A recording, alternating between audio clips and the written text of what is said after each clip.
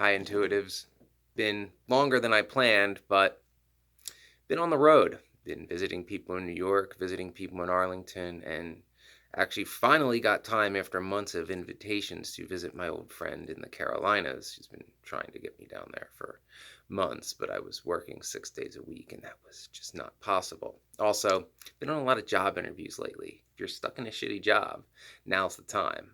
I was out of touch in that respect because when I was forced to move back to this godforsaken area in March of last year, jobs were tough. It was shitty. Vaccines were just rolling out. We were still, lockdowny. But fortunately, that is not the case. And I've had a lot of interviews in a week span.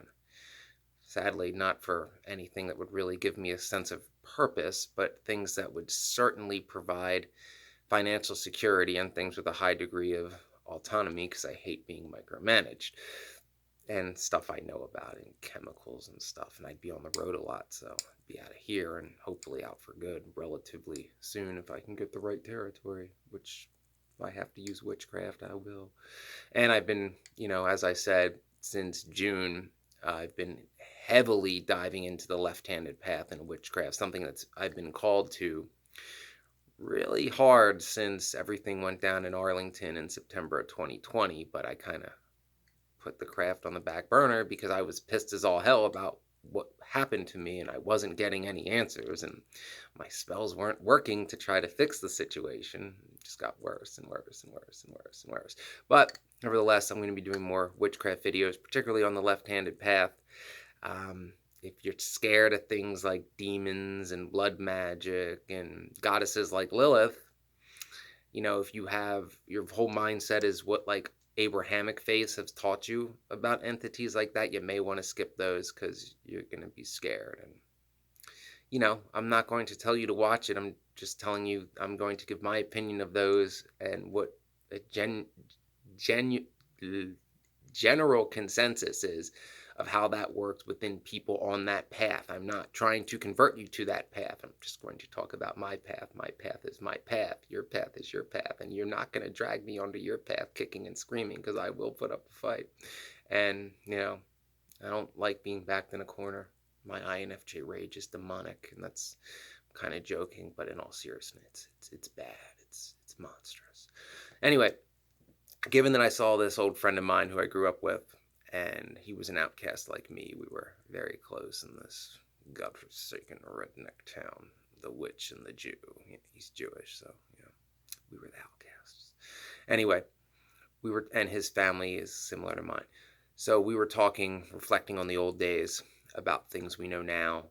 Talking about like narcissistic abuse, gaslighting, covert narcissism, groupthink, coercive control, all that stuff that we knew nothing about back then, and we've since learned as we got older and got out of this situation, at least for a time in my case, learned like, wow, we knew it was fucked up, we knew it wasn't normal, but everybody else tried to tell us differently.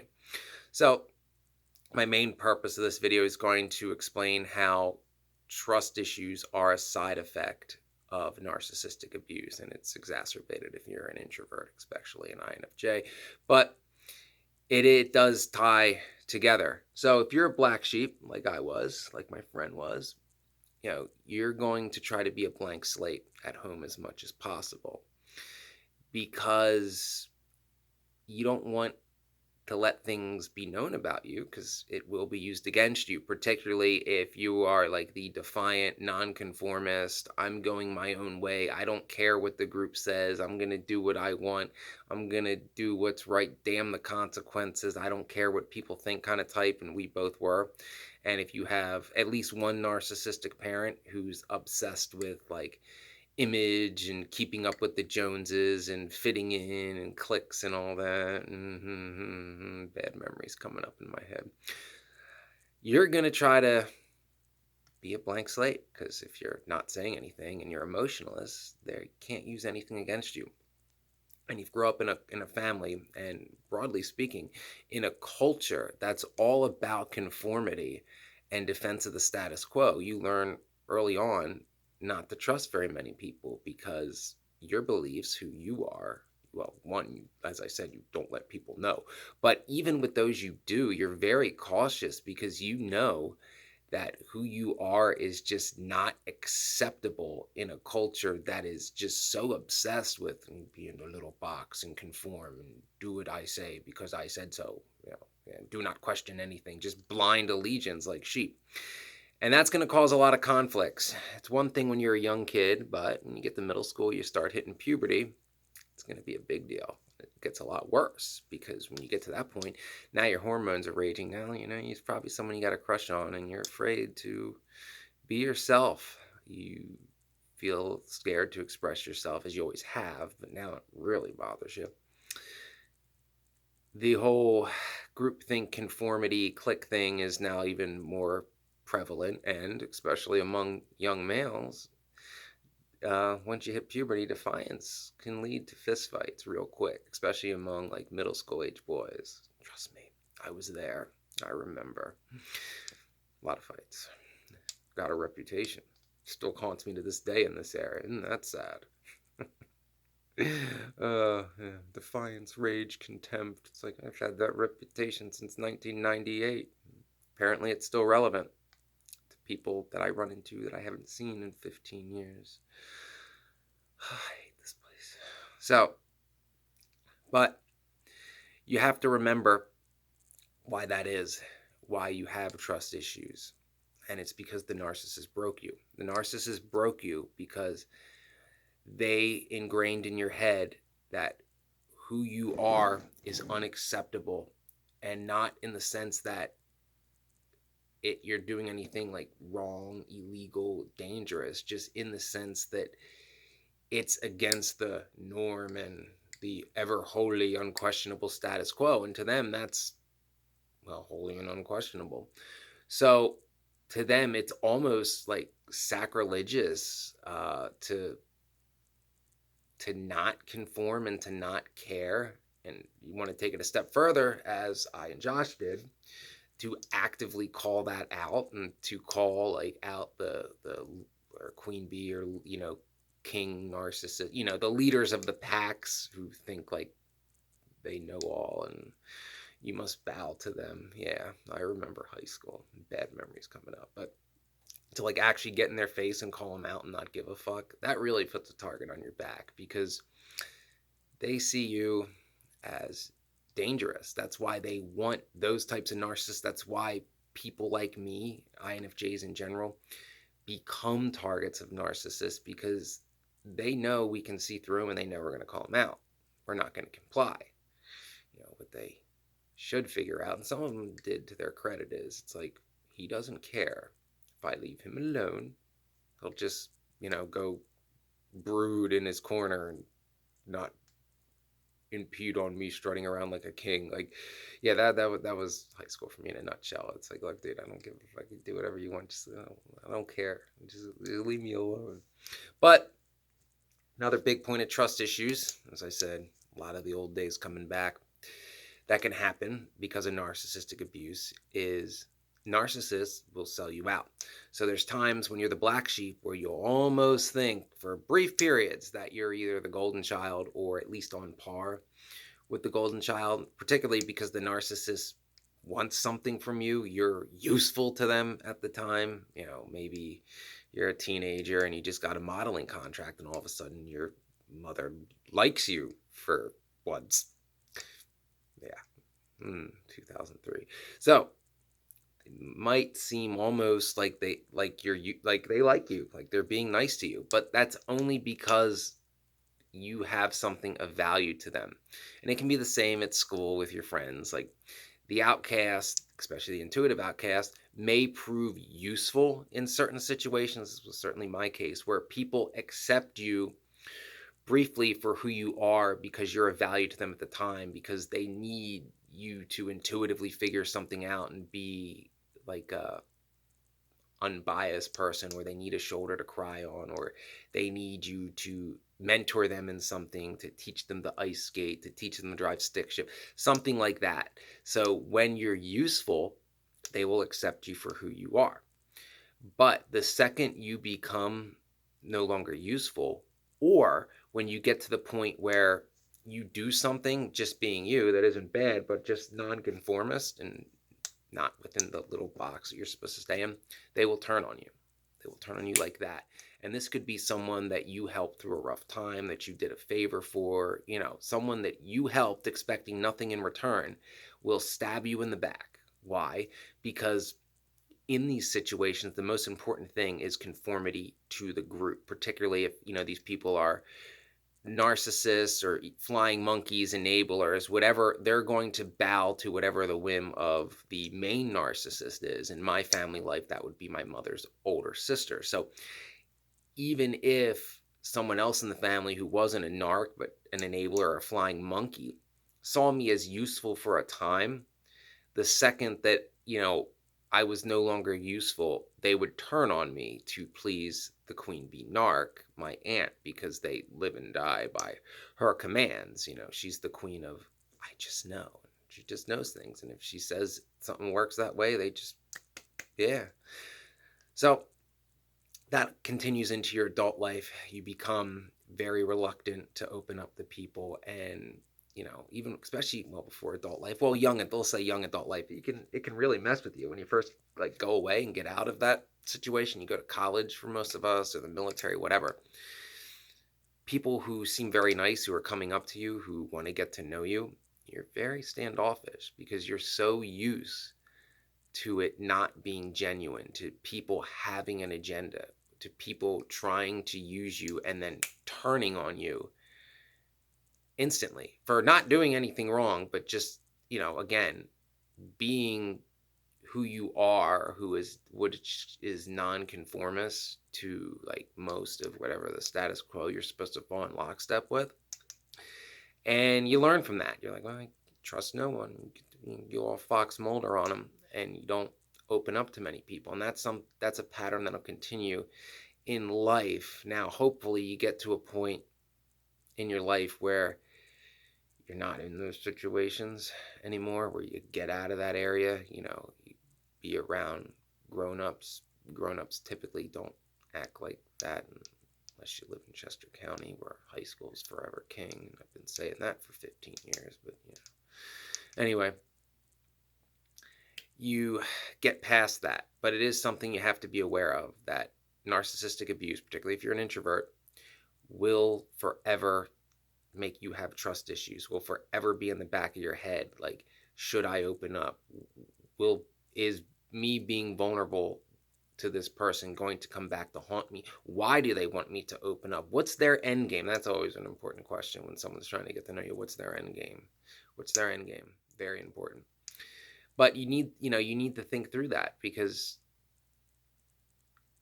for those of us that grew up in a narcissistic family, how many times did you think you had someone you could trust and you didn't? You didn't. And particularly when you're younger, and perhaps even if you're older, depending on the situation, it can be especially worse with the covert narcissism. At least with the overt narcissism, with the borderline, like my mother, she'll scream and yell at my face and call me all kinds of names. But it's like, yeah. You get to a point where that doesn't faze you anymore. You've been called every name in the book. So by the time I was a teenager, it just didn't matter, because I knew, there was no right answer. I wasn't allowed to be right, and just scream and yell, and it doesn't faze me. However, it can be worse. Dealing with covert narcs, you won't know they're doing it. It'll all be behind your back. So to your face, you could still be the person that is great, the person that, helped them through a rough time, taught them how to drive stick shift, got them a job, things of that nature, things that like other teens do for each other. But behind your back, you're Lucifer, bloody morning star, who won't conform to the will of the god narc. And you'll see that the second you no longer become useful, or the second you tend to pull someone else away from that narc's sphere of influence, they will turn on you. They will turn on you hard. And the slander will be vicious. So that is something that is a byproduct of narcissistic abuse, is trust issues. I don't think you ever fully get over that. I haven't.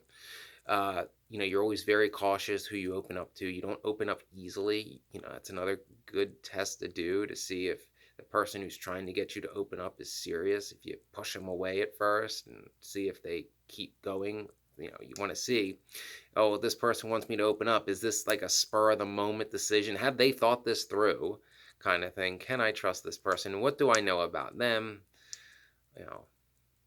That kind of stuff. That's not a bad thing to never give up, to always be cautious about who you open up to, but still, you can still get burned even when you ask yourself all those questions and it seems genuine. Just understand that if you've been a target of narcissistic abuse at any point in your life, you are going to continue to be, because narcs typically, think in similar manners. I mean, there's different kinds of narcs. You got your histrionics, your borderlines, your overt narcs, your covert narcs, But the victims they pick are usually the same. So what made you appealing to one narc as a victim will make you appealing to other narcs. They will sense those same things in you, particularly if you're not good at defending yourself. Narcs love to try to push you over the edge and then make you the villain if you ever speak up. You all know that from Ollie's channel. They can yell at you every day for a year, and the day that you finally yell back, you're the devil. Sorry, a lot of teenage memories coming back. But understand, with trust issues, not everybody is out to get you. There are people who genuinely do want to get to know you. Follow your intuition. Follow your intuition with that.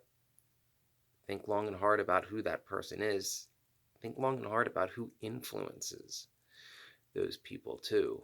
There might be someone who genuinely wants to get you to open up, and the person is a good person, but maybe that person is heavily influenced by somebody else, like is a flying monkey and doesn't know they're a flying monkey, because they may be awesome, but they need to conform to a group. Yeah, another high school memory.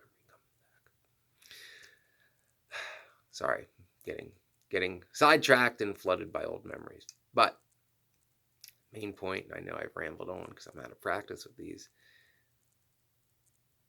Not everyone who's trying to get you to open up is trying to get information on you to, quote, put you on trial, because as other YouTubers have said, when you're raised by narcissists, you live your life on trial. That video of Ollie's really rang true for me. It was one of my favorites of his, and I did a video myself of how abused INFJs live their life on trial.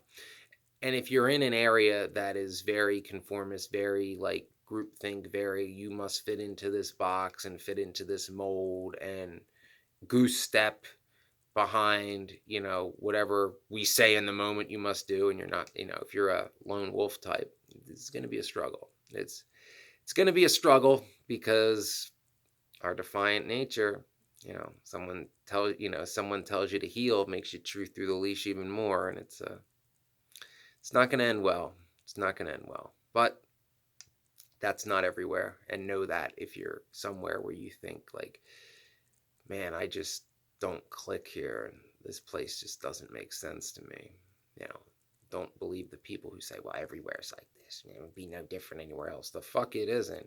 The fuck it isn't. So know that there are places that you'll be able to be yourself and express yourself. And very well, just my anecdotal experience. There'll be places where you being you as you are, people will love and even maybe think you're a hero, whereas where you're at now and you feel trapped, you're the devil. So no, don't completely go hermit mode and trust no one. Just trust your intuition, look the situation through thoroughly, and know that yes, your trust issues are a byproduct of the narcissistic abuse you went through. Don't think that everybody's out to get you, but if it feels like that, then you probably need to get away from the area where whoever your narcissist is, be it a parent, relative, friend, boss, whatever, you need to get away from that sphere, that narcissist sphere of influence. And their reach is long, but it's not that long, usually. I mean, unless it's somebody powerful. I don't know you. So keep that in mind. Keep that in mind. Don't be afraid to get out of that situation and start somewhere new where people just judge you for you and not your reputation or who your family is and all that crap that I don't care about. Just remember, don't fall back in the old patterns. As always, don't sell out your intuition to please the narcissist. And, trust your intuition. It's time to run. It's time to run.